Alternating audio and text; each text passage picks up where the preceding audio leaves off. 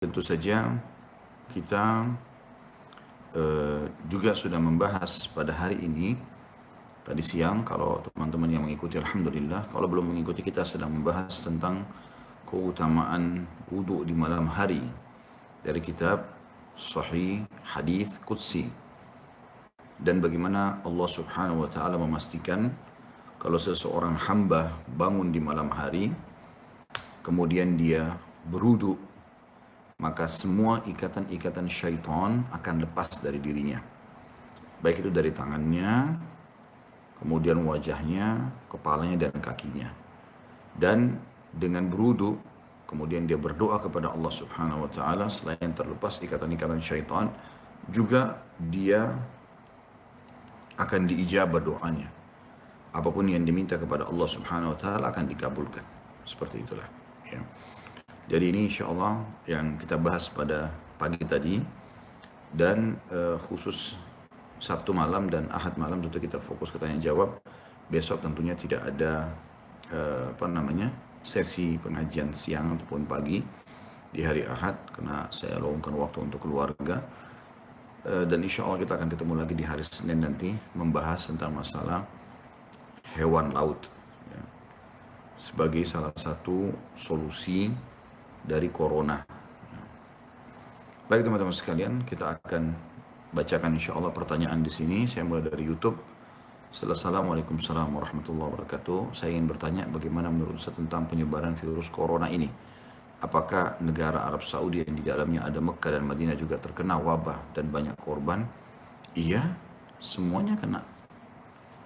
Siapa teman-teman di antara kita yang lebih afdal daripada para sahabat? Para sahabat saja ridwanullahi alaihim terkena juga. Di zaman Umar bin Khattab radhiyallahu anhu pernah tersebar wabah pes, dan bahkan ada sahabat-sahabat Nabi yang mulia, ya, seperti Abu Ubaidah bin Jarrah, salah satu dari 10 orang yang dijamin masuk surga.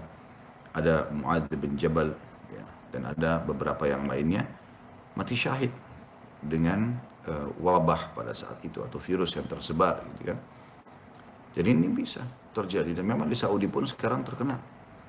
Bahkan ada berita yang saya dapatkan, beberapa keluarga kerajaan pun seperti itu. Dan tentu ini adalah bahan muhasabah buat kita semua. Bagaimana Sang Pencipta Allah Subhanahu wa taala memberikan peringatan kepada kita. Harusnya kita jadikan sebagai bahan muhasabah. Apa yang sudah kita lakukan sehingga membuat Allah Sang Pencipta Subhanahu wa taala menguji kita dengan ujian yang begitu berat, ya, terutama Allah Subhanahu wa taala mengeluarkan kita dari rumahnya, baik itu di Masjid Haram Mekah, di Masjid Nabawi Madinah, ataupun di semua masjid seluruh dunia. Umumnya kaum muslimin dianjurkan untuk tidak sholat di rumah. Jumatan pun ditiadakan, ya. Ini berarti sebagai bahan muhasabah. Dan kita berharap Allah Subhanahu wa taala masih mengasihani kita dengan kemaha besarannya, kemaha murahannya, ya, agar kita tidak lagi terkena, ya, segala macam cobaan, dan Allah memaafkan kita dengan kemaha murahannya, bukan dengan cobaannya, ya. Yang selanjutnya, Ustaz, bagaimana menyikapi bila ada salah satu kerabat yang selalu mengeluh sekalipun sudah banyak dibantu oleh kita? Ada memang orang seperti ini, subhanallah, bawaannya selalu kurang. Karena ini teman dalam dirinya tertanam sifat tidak bersyukur kepada Allah. Dia selalu merasa kurang, padahal nikmat Allah sangat besar kepada dia.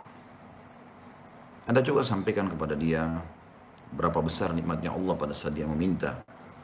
Dari matanya masih bisa berfungsi, telinganya masih bisa berfungsi, hidungnya, lidahnya, tangannya, anggota tubuhnya semua.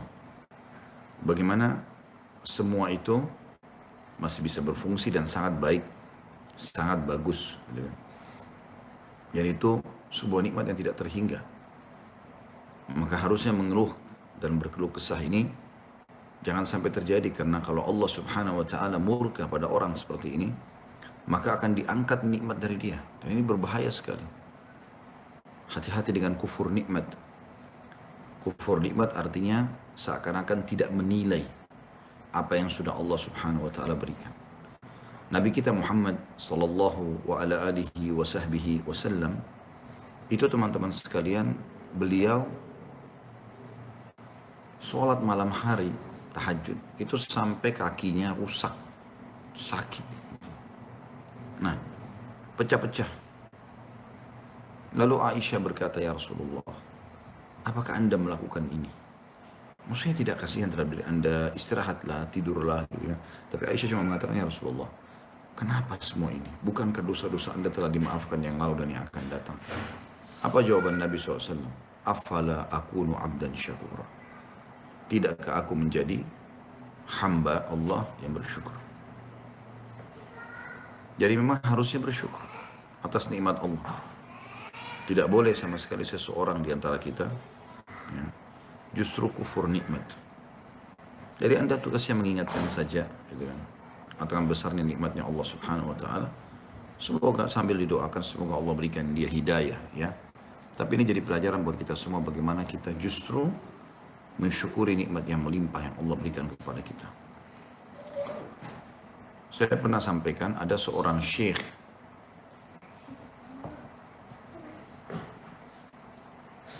pernah kedatangan seseorang dan dia mengeluh. Dia mengatakan dia tidak punya sesuatu, dia miskin. Maka akhirnya di dalam majelis syekh itu dia memberhentikan pengajian sambil mengatakan, "Syekh, saya orang miskin, bantulah." Kata syekhnya, "Kau orang kaya."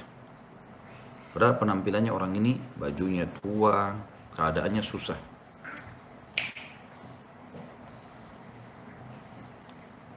Maka teman-teman sekalian, dia mengatakan, "Saya orang susah." Dia pun berkata, turun sekarang.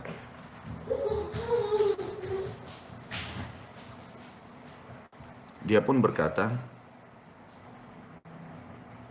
"Saya orang miskin." Kata syekhnya, "Kau orang kaya." Dia ulangi lagi, "Saya orang miskin, syekh." Saya mengatakan, "Kau orang kaya." Terus saja dia berdebat dengan syekh itu sampai dia mengatakan, "Kenapa anda lebih mengenal saya?" Kata orang ini, "Sementara saya tahu diri saya memang susah, saya butuh bantuan." Kata syekhnya, "Mau saya hitung kekayaanmu?" Dia bilang, "Iya." "Berapa jari-jarimu?" Dia bilang 10. Kata syekhnya, "Mau nggak satu jari kamu saya potong, lalu saya berikan kepada kamu 1 juta rial." Hampir 4 miliar rupiah. Dia bilang, "Saya nggak mau." Kata syekhnya, "Kau punya 10 juta rial, jarimu masih utuh. Apa kau mau matamu satu saya cungkil dan saya berikan 1 juta rial?" Maka dia mengatakan, "Tidak." Kata syekhnya, "Kau punya 2 juta rial." Terus begitu anggota tubuhnya syekhnya sebutkan, sampai pada titiknya, kata syekhnya, "Nikmat Allah terlalu besar pada dirimu. Tinggal kau keluar, mencari saja makanan, minuman, gitu kan.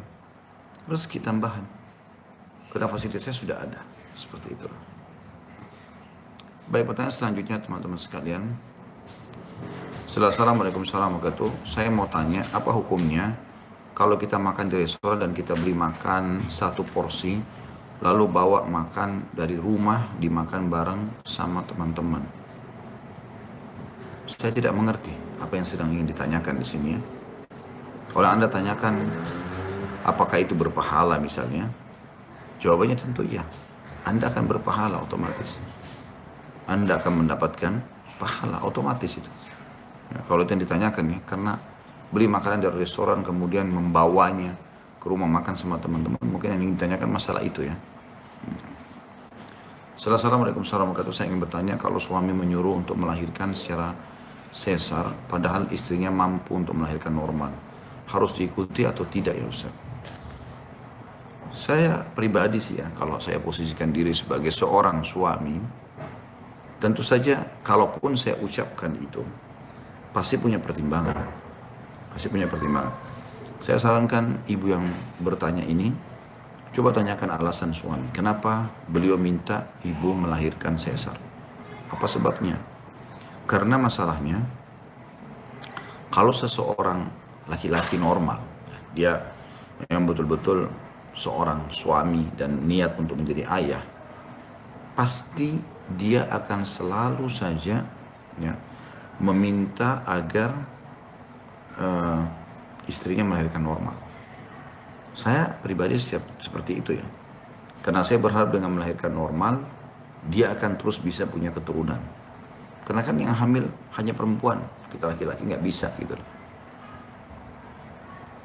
Makanya kalau dia minta supaya disesar, pasti ada sesuatu pertimbangan. Mungkin dokter pernah bicara sama beliau tentang resiko ya. Mungkin Anda termasuk tipologi wanita yang kalau misalnya pun ya ada melalui proses melahirkan normal ternyata ada risiko, ya, misalnya risikonya itu Anda bisa meninggal atau bayinya misalnya ya, atau yang seperti apalah pertimbangan medis mungkin. Jadi coba saran saya tanyakan dulu alasannya, gitu ya.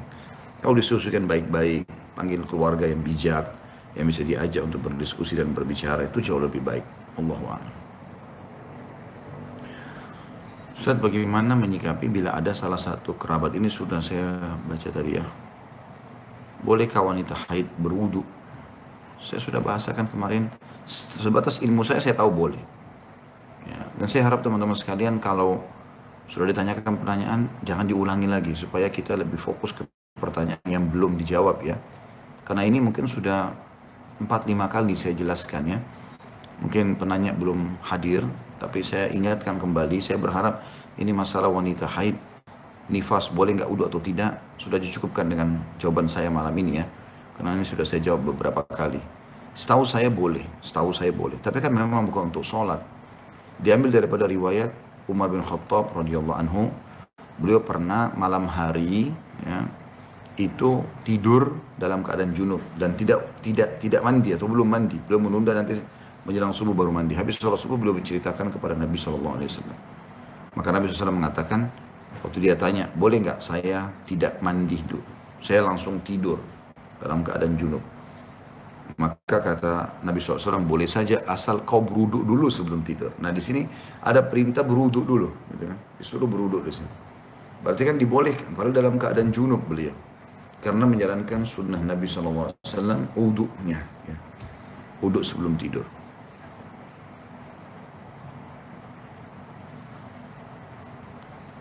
Assalamualaikum warahmatullahi wabarakatuh. Ustaz, bagaimana hukum salawat Nabi yang dinyanyikan? Dari mana dasar hukumnya? Zikir, termasuk dalamnya salawat, atau ayat-ayat Al-Quran, lalu dinyanyi-nyanyikan, dipakai alat musik. Dari mana dasar hukumnya? Di zaman baginda Nabi SAW itu ada ya, bukan tidak ada. Ada alat musik. Belum pernah satupun riwayat Nabi SAW dikatakan menyuruh sahabat kumpul, berzikir, membaca Al-Quran atau menyebutkan hadis beliau dengan kondisi dinyanyi-nyanyikan. Ya. Bahkan mereka lebih cenderung kepada kekhusyuan, konsentrasi. Ya. Bukan dengan malah dinyanyikan, tapi mereka duduk merendah diri di hadapan Allah Subhanahu wa taala, membaca dengan tenang ya, dengan penuh penghormatan, pengharapan seperti itulah. Ya. Assalamualaikum warahmatullahi wabarakatuh. Apakah karena dosa kita yang lalu membuat kita tidak khusyuk dalam sholat? Ya, ya. Salah satu penyebab utama orang tidak khusyuk dalam sholat dosa. Makanya teman-teman gini, saya ingin berbagi. Kalau Anda berdosa, Anda berbuat salah, baik itu kepada Allah SWT atau kepada makhluk, jangan ngotot ini dengan kesalahannya. Jangan ngotot. Ini hanya akan memperkeruh permasalahan gitu. Saya pernah temukan itu ya. Ada orang-orang begitu, subhanallah. Saya tidak tahu kenapa. Mereka salah, tapi mereka ngotot dengan kesalahannya. Padahal sudah ketahuan, sudah tegak padanya argumentasi. Kenapa nggak bilang, iya maafin saya mau perbaiki, kan bagus gitu loh.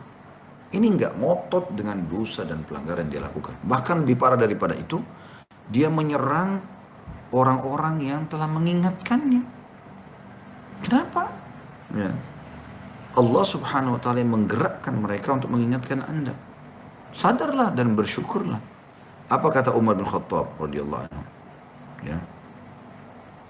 Kalau ada orang yang mengingatkan satu orang, ya, atau satu aibku, aku akan berterima kasih kepadanya seumur hidupku. Bayangkan kata Umar begitu radhiyallahu anhu.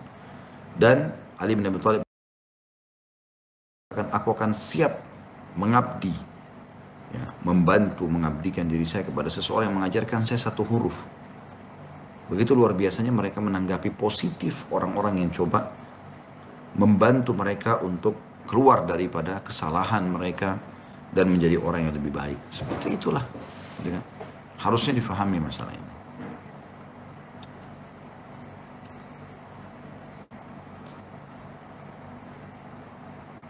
Ustaz, mohon dibahas suara dentuman kemarin. Allahu a'lam, akhi dan ukhti. Apa yang akan saya bahas? Saya bukan ahli ilmu alam, gitu kan? Saya juga semalam tidak sempat mendengar suara itu, tapi ada informasinya. Yang jelas, kita sebagai orang beriman sangat yakin dengan keberadaan Allah di atas langit sana bersama dengan malaikat-malaikatnya. Kalau saya pribadi, suara apapun itu dan sudah membuat Anda sendiri ketakutan, maka Allah Subhanahu wa taala sudah mengingatkan dalam kitabnya, A'udzubillahi minasyaitonirrajim, wa ma nursul bil ayati illa takhwifa. Dan kami tidak pernah mengirim tanda-tanda kebesaran kami kecuali untuk menakut-nakuti. Memang Allah begitu. Ya. Dan juga tentang suara guntur, petir. Allah kan turunkan tuh surah Ar-Ra'd. Ya, seingat saya surah nomor 13 dalam Al-Quran ini. Itu yang menceritakan tentang masalah itu. Bahkan suara guntur itu, ya, itu bertasbih kepada Allah Subhanahu wa taala. Abdullah bin Mas'ud radhiyallahu anhu berkata pada saat terdengar guntur yang keras di langit, ini peringatan yang sangat jelas dari Allah yang ada di langit sana kepada hamba-hamba yang ada di bumi atas pelanggaran-pelanggaran mereka. Lalu beliau mengajak orang-orang di sekitarnya untuk bertaubat kepada Allah Subhanahu wa taala. Kita harus peka memang. Ya, kita harus peka. Sayangnya manusia banyak mau menunggu sesuatu yang besar baru mereka bertaubat. Sayang sekali. Teman-teman, kalau antum kerja di perusahaan, kemudian datang peringatan kecil. Peringatan kecil ini misalnya hanya peringatan saja biasa, misalnya, nggak boleh loh kamu telat, tadi saya lihat gini-gini. Tadi kamu duduk buang-buang waktu. Terus kemudian, oh ya, maaf ya, terima kasih. Dia langsung tiba-tiba berubah dan dia menerima masukan itu. Saya yakin orang ini akan berprestasi dan sukses dalam hidupnya. Tapi kalau ada orang diingatkan, kemudian ternyata, masa sih? Gitu loh. Emang kamu lihat saya di mana? Padahal dia sudah tahu dirinya salah. Mana buktinya? Gitu-gitu kan. Ada orang begitu. Maka orang seperti ini subhanallah terus saja mengelak dan akhirnya seperti kaum-kaum sebelum kita. Bagaimana Allah Subhanahu wa taala binasakan. Ingat teman-teman sekalian, Allah berfirman dalam Al-Qur'an, A'udzubillahi minasyaitonirrajim wa lan tajida li sunnatillahi tabdila. Kalian tidak akan pernah menemukan di dalam peraturan-peraturan Allah perubahan. Maksudnya apa? Orang-orang beriman seperti kasus nabi-nabi dan para pengikutnya selamat. Nabi Ibrahim selamat, Nabi Nuh selamat, Nabi Yunus selamat, Nabi Musa selamat, Nabi Ibrahim, Nabi Muhammad SAW, semuanya selamat dari kaumnya bersama dengan orang beriman. Dan orang-orang yang kafir di masa mereka celaka semua. Gitu kan. Dan itu tidak akan berubah. Anda menjadi orang baik, Anda patuh kepada Allah, Anda akan selamat. Anda menjadi orang buruk, maka Anda akan celaka. Selesai, sederhana. Mengikuti orang yang berprestasi di sekolah, kita akan bersama mereka berprestasi. Mengikuti orang yang buruk, ya, gagal, maka kita akan gagal bersama mereka. Selanjutnya, Assalamualaikum warahmatullahi wabarakatuh. Apakah kalau berwudu sebelum tidur didoakan malaikat? Kalau didoakan, iya. Seingat saya ada hadisnya itu ya. Kalau seseorang tidur dalam kondisi dia berwudu, maka Allah akan kirim atau utus malaikat yang mendampingi dia dan mendoakan dia setiap kali dia menggerakkan tubuhnya ke kiri dan ke kanan. Pak Ustadz, tanggapan bully. Tidak usah peduli. Tidak usah peduli. Kalau Anda mau bahagia, dalam sebuah istilah dalam bahasa Arab dibahasakan, da'anka ma yakulun nas. Tinggalkanlah apa yang orang ucapkan tentang dirimu. Sawa'an kana madhan au dhamman. Baik itu adalah pujian yang akan membuatmu lalai atau hinaan. Tidak usah peduli dengan itu. Kalau Anda benar, santai saja. Anjing menggonggong kafilah, berjalan. Tidak usah dipedulikan. Dan jangan pernah Anda berpikir, teman-teman sekalian, Anda menjadi orang yang baik, jujur, amanah, saleh atau salihah, lalu Anda tidak dibully. Gak mungkin. Orang Nabi Muhammad SAW aja dibully kok, gitu kan? Orang-orang munafik, bayangkan wahyu turun nih, ya, suruh perang. Di perang, kasus perang Tabuk misalnya. Apa kata mereka? Apa nih Muhammad nyuruh-nyuruh kita berperang? Padahal sebentar lagi kita akan panen kurma. Tempatnya jauh lagi. Tabuk jauh dari Madinah. Panas. Musim panas waktu itu. Tapi Nabi SAW dengan orang beriman tetap berjalan. Tidak mempedulikan mereka. Karena target orang-orang seperti ini, saudaraku seiman, mereka berharap Anda terpengaruh. Kalau mau sukses, mau dengar saran saya, nggak usah peduli perkataan orang. Kalau Anda benar, Anda tetap istiqomah, kerjakan apa yang sedang Anda kerjakan, anggap mereka itu tidak ada. Seperti Anda dengar radio, matikan radionya, selesai. Kalau Anda salah, jadikan bahan muhasabah. Oh, ini mungkin saya benar salah. Baik. Astagfirullah wa atubu ilaih, ya Allah tutupi aib saya coba perbaiki. Selesai. Itu kalau saran saya ya, saran saya. Jadi Anda coba menjadi orang terbaik pun, Anda tetap akan dicari salahnya. Memang ada orang begitu, subhanallah. Syaitan-syaitan manusia. Makanya Allah Subhanahu wa taala menyebutkan di akhir surah An-Nas, A'udzubillahi minasyaitonir alladzi yuwaswisu fi sudurin nas, yang selalu membuat was-was, membisikkan sesuatu yang tidak nyaman dalam hati manusia. Apa Allah bilang? Minal jinnati wan nas, dari jin dan manusia. Jadi dari manusia memang ada itu. Ada memang orang begitu dan Anda akan temukan dalam hidup Anda itu biasa. Bahkan terkadang dari pasangan hidup Anda sendiri. Jadi kan? Dari Nabi Lut alaihissalam, istrinya yang buat masalah. Nabi Nuh alaihissalam sampai Allah jadikan perumpamaan dua istri Nabi ini. Ya, Allah mengatakan dalam Al-Quran, dan kami jadikan perumpamaan dua istri atau wanita-wanita yang dibawa naungan Nabi kami, ya, atau utusan kami. Istri Nuh dan istri Lut. Dua-duanya dibawa naungan Nabi yang saleh. Tidak usah naungan Khalid, tidak usah naungan si fulan dan si fulan. Naungan Nabi masih begitu, kufur. Nabi Lut larang kaumnya buat homoseksual, istrinya malah dukung kaumnya. Sampai yang melaporkan malaikat yang datang untuk menyiksa kaum Lut, yang menjelma menjadi manusia, mereka suka homoseksual, itu datang menjelma menjadi manusia, dan mereka sangat tampan, bersih. Ya, diam-diam masuk ke rumah Nabi Lut ketakutan jangan sampai kaumnya tahu nih, karena mereka kaum yang luar biasa biadabnya gitu ya. Mereka tuh setiap lihat laki-laki baru pasti mereka perebutkan, saling bunuh-membunuh, lalu mereka ya melakukan fahisyah, naudzubillah. Mereka melakukan homoseksual pada orang itu. Maka pada saat sampai di rumahnya, istrinya lihat, istrinya bikin lapor sama kaumnya. Bahkan melapor pada mertua Nabi Lut. Mengatakan bahwasanya di rumah saya ada orang ini dan begitu. Itu juga istri Nabi Nuh. Akhirnya Allah tenggelamkan mereka semua. Jadi bisa saja orang yang terdekat itu. Sekarang banyak kan rumah tangga begitu cerai. Lalu apa yang terjadi? Saling membuka aib sana sini. Loh, mana selama ini kebaikan pasangan selama hidup? Kenapa harus membuka aib sana sini? Membuka aib berarti membuka aib sendiri kan gitu. Tapi seperti itu, subhanallah.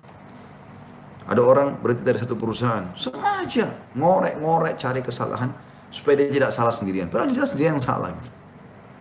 Dengan tanpa berpikir akan ada hisab hari kiamat. Jadi kembali lagi, saran saya, kalau saya pribadi prinsip gitu, orang mau bicara apa saya nggak peduli. Pasti aja biar kita berusaha baik, ada saja orang mencari kesalahan. Allah yudafi'u 'anil ladzina amanu. Allah pasti akan membela orang-orang beriman. Sudah, nanti Allah punya cara kok, gitu kan. Kalau Anda salah, jadikan sebagai bahan muhasabah. Seperti itulah. Assalamualaikum warahmatullahi wabarakatuh. Selanjutnya, apakah karena dosa, maaf, ini sudah saya baca tadi ya. Apakah meninggal dunia itu termasuk takdir atau musibah? Takdir tentunya. Semua ini sesuai dengan takdir Allah Subhanahu wa taala. Tidak ada yang luput dari situ. Ya.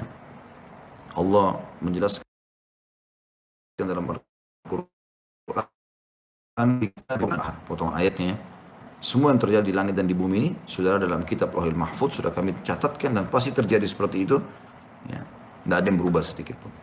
Juga Nabi SAW mengatakan, sesungguhnya telah ya, diangkat pena yang mencatat takdir dan telah kering tintanya. Artinya tidak akan berubah lagi. Semua takdir Allah Subhanahu wa taala.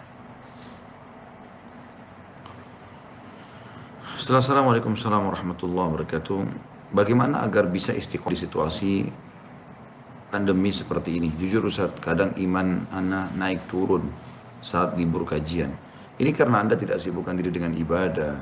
Makanya dari awal akhi yang bertanya ini dan ukhti, kalau saya tidak tahu yang bertanya laki-laki atau perempuan di sini, tapi Anda harusnya teman-teman sekalian di masa-masa seperti ini, di masa-masa kita santai, maksudnya banyak waktu di rumah ya, justru sekarang buat ibadah. Sekarang buat ibadah sebaik mungkin, seikhlas mungkin. Gitu kan.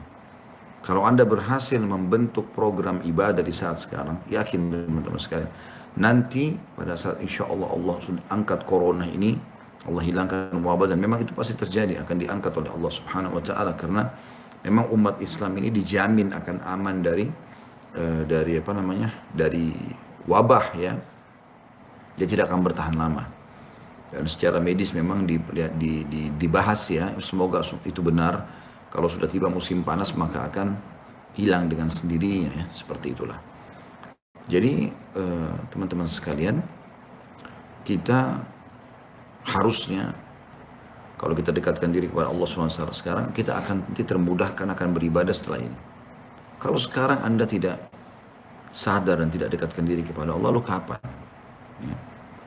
Kajian tidak harus hadir di dalam kajiannya kan gitu. Kayak sekarang kenapa kita buat acara live ini? Dan banyak ustadz-ustadz kita asatidzah yang juga memahami tentang pentingnya mengingatkan umat. Mereka tidak berhenti untuk live, untuk mengirimkan cuplikan-cuplikan. Jazakumullah khairan, mereka berusaha untuk menyampaikan kepada umat agar iman mereka tidak kendor. Harusnya Anda sekarang justru kesempatan. Jangan tonton-tonton di YouTube hal yang tidak bermanfaat. Tapi tontonlah ceramah-ceramah, dari ceramah ke ceramah. Dari serial ke serial ceramah ya. Seperti misalnya mengikuti ceramah kami di YouTube tentang masalah Sirah Nabawi. Ikutilah berseri. Dari seri 1, seri 2, seri 3, seri 4. Jadi kitab Minhajul Muslim, ikutilah berseri. Dari apa saja ikutin berseri. Jadi Anda terus continue, kayak punya program. Misalnya dari jam sekian sampai jam sekian saya akan kerjakan. Jam sekian sampai jam sekian saya akan kerjakan ini. Termasuk juga Anda buat hal-hal yang mubah. Ya, seperti misalnya olahraga. Anda juga kadang-kadang kalau harus tidur pun tidur, nggak ada masalah, istirahat. Dibolehkan, tapi asal jangan berlebihan. Ya. Assalamualaikum warahmatullahi wabarakatuh. Saya akhwat dengan bibir sumbing dan takut menikah karena khawatir anak saya merasakan apa yang saya rasakan. Apa saya berdosa? Apa yang harus saya lakukan? Jazakallahu khairan. Itu kan bukan dari Anda. Itu takdir dari Allah Subhanahu wa taala. Jangan sampai saudaraku seiman, karena Allah menguji kita di fisik. Ya. Semoga Allah angkat permasalahan yang sedang menghadapinya, dan semoga Allah menjaga orang yang sudah Allah berikan nikmat tidak diuji dengan ini. Maka teman-teman sekalian, di sini tidak usah menyalahkan diri sendiri. Kalau sudah terjadi sesuatu, kata Nabi SAW, ucapkanlah qaddarallahu wa ma syaa fa'al.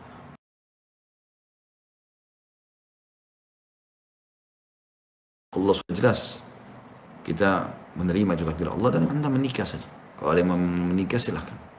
Tidak usah khawatir tentang masalah anak. Anak juga itu bukan punya Anda. Anda sama suami nanti hanya bisa ikhtiar. Suami memiliki sperma, saya dan semua laki-laki memiliki sperma, dan perempuan memiliki sel telur. Kita cuma bisa beristihad, berusaha. Allah buat biologis itu terjadi, kemudian terjadilah populasi manusia di situ. Allah pun mengatur siapa yang akan dikasih anak, siapa yang tidak. Kita tidak pernah bisa teman-teman memilih anak saya maunya alisnya tebal seperti ini, hidungnya harus mancung seperti ini, rambutnya harus hitam seperti itu. Kita tidak bisa milih itu. Tidak bisa. Allah SWT sudah ciptakan akan seperti itu. Ya. Jadi tidak usah terkhawatir dengan masalah itu. Insya Allah percaya diri saja, tawakkal Allah. Dan kalau Allah Subhanahu wa taala mudahkan buat Anda rezeki, Anda bisa melakukan operasi misalnya, itu dibolehkan. Karena bagi Anda yang dicoba oleh Allah SWT seperti ini, ada bibir sumbing, ada apalah ya, hal-hal mungkin yang negatif. Sebenarnya Anda tidak merubah ciptaan Allah, tapi Anda memperbaikinya, maka itu insya Allah dibolehkan. Ini pernah saya tanyakan langsung kepada guru kami Syekh Ziyad Abadi, hafidhahullah. Baik, itu kurang lebih setengah jam kita membahas pertanyaan dari YouTube. Saya akan coba membahas setengah jam ke depannya insya Allah dari Instagram. Pertama adalah, Ustadz, saya seorang karyawan mendapat ingin resign karena terjerumus ke hubungan terlarang dengan lawan jenis. Apakah ini menolak panggilan Allah? Jawabnya tidak tentunya. Ya, tidak menolak panggilan Allah Subhanahu wa taala. Kalau yang Anda maksudkan adalah Anda terjerumus dalam perbuatan yang haram dengan lawan jenis di tempat kerja, maka Anda bertobat kepada Allah Subhanahu wa taala dan jangan buka pintu itu. Buka pintu pernikahan.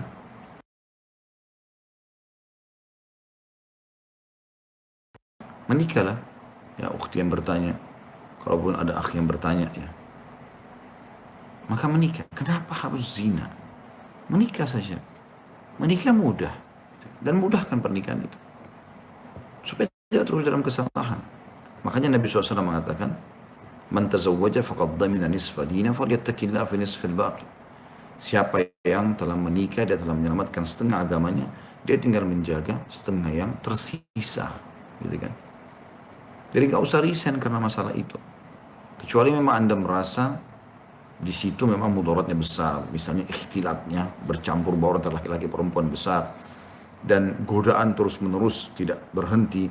Kalau satu laki-laki berhasil atau satu perempuan berhasil, Anda tolak, akan datang 10 laki-laki atau 10 perempuan yang lain yang menggoda. Maka ya sudah, nggak usah gitu. Ya, Anda resign saja dan nggak usah kerja di situ. Allahu a'lam. Ya, dan masalah umroh itu tidak usah khawatir. Kalau Anda harus resign, dalam arti kata resign di sini karena memang khawatir di situ banyak fitnahnya, maka tidak menolak panggilan Allah. Insya Allah nanti akan ada rezeki sendiri untuk umroh. Umroh itu bukan sesuatu yang sulit, tinggal minta kepada Allah Subhanahu wa taala. Ustaz, apa hukumnya menanyakan tafsir mimpi? Boleh, tetapi harus pada ahlinya.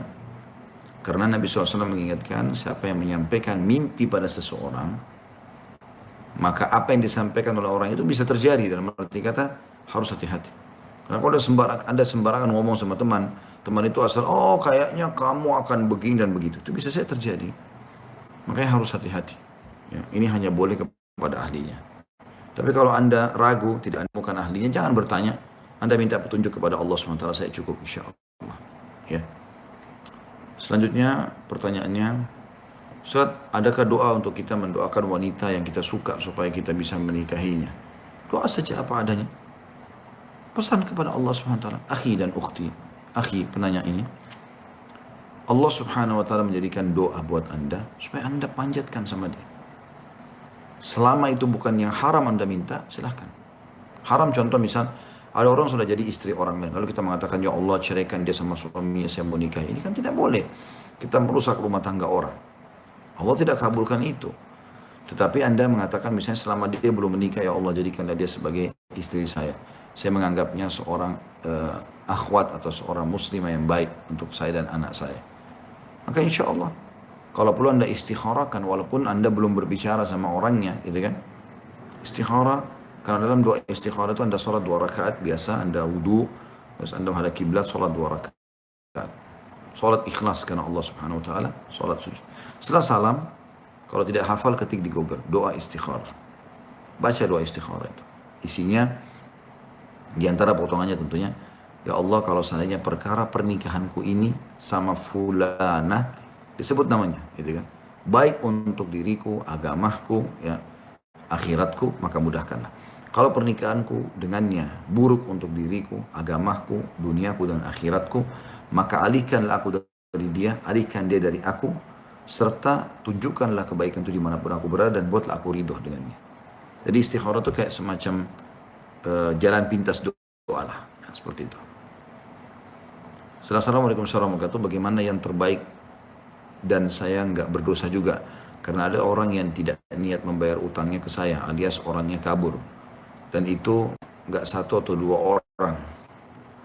Pertama sekali akhi dan ukhti, memang subhanallah ya, sudah menjadi umum itu kalau kita mengutangkan orang, ada saja yang tidak bayar seperti ini. Oleh karena itu dalam bab utang, ulama bedakan dengan bab sedekah. Maksudnya dalam arti kata dalam penjelasannya ya, kalau sedekah Anda dianjurkan tidak menolak, kasih orang sedekah. Tetapi kalau utang Anda punya hak untuk menolak, mengatakan saya belum bisa mengutangkan. Tapi jangan bohong ya, jangan bilang saya nggak ada duit, saya tidak bisa mengutangkan, saya tidak ingin punya masalah.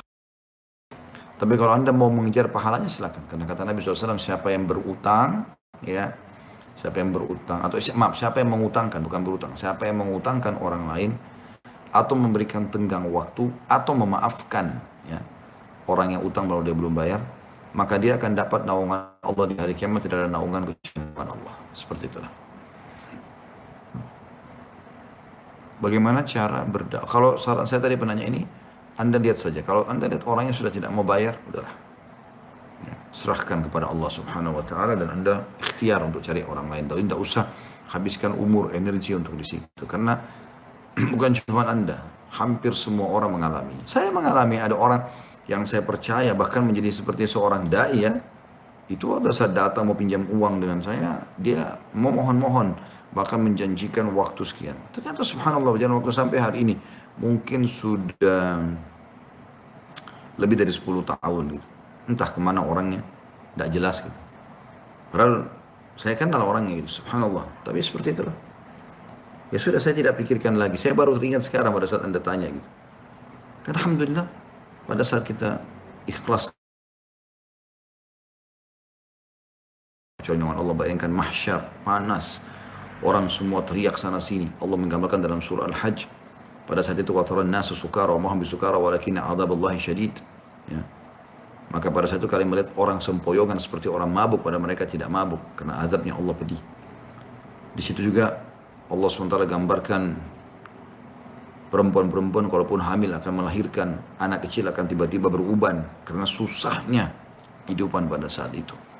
Ya, atau susahnya keadaan. Nah, ada yang dinaungi oleh Allah SWT, di antaranya orang yang memaafkan utang. Maafkan saja antara Anda sama Allah Subhanahu wa taala, insya Allah Anda dapat balasan itu. Toh juga rezeki kita tetap berjalan. Ya, bukan berarti dengan diambil utang itu dia tidak bayar, kita nggak bisa hidup. Nah, kita bernafas, kita hidup, kita bisa bekerja dan seterusnya. Assalamualaikum warahmatullahi wabarakatuh. Bagaimana cara berdakwah ke kakak saya yang menyukai K-pop? Ustaz, tolong berikan saya solusi untuk menasihatinya dan cara berbicaranya, Ustaz. Pertama, Anda coba, saran saya, berikan kepada kakak ini fatwa-fatwa ulama tentang masalah musik, ya, tentang lagu. Banyak sekali artikel di Google, banyak sekali ceramah-ceramah para asatidzah ya, yang menyampaikan masalah itu. Tidak usah pikir dia terima atau tidak terima. Saya teman-teman pada saat menyampaikan dakwah, saya tidak pernah berpikir apakah ini akan diterima atau tidak. Yang saya pikir adalah saya ikhlaskan niat, saya sampaikan. Nanti Allah Subhanahu wa taala yang punya cara untuk menyampaikan hidayah itu. Makanya Allah mengingat Nabi Muhammad sallallahu alaihi wasallam, "Ma'alaika illal balag." Tugasmu hanya menyampaikan, hai Muhammad. Enggak ada yang lain.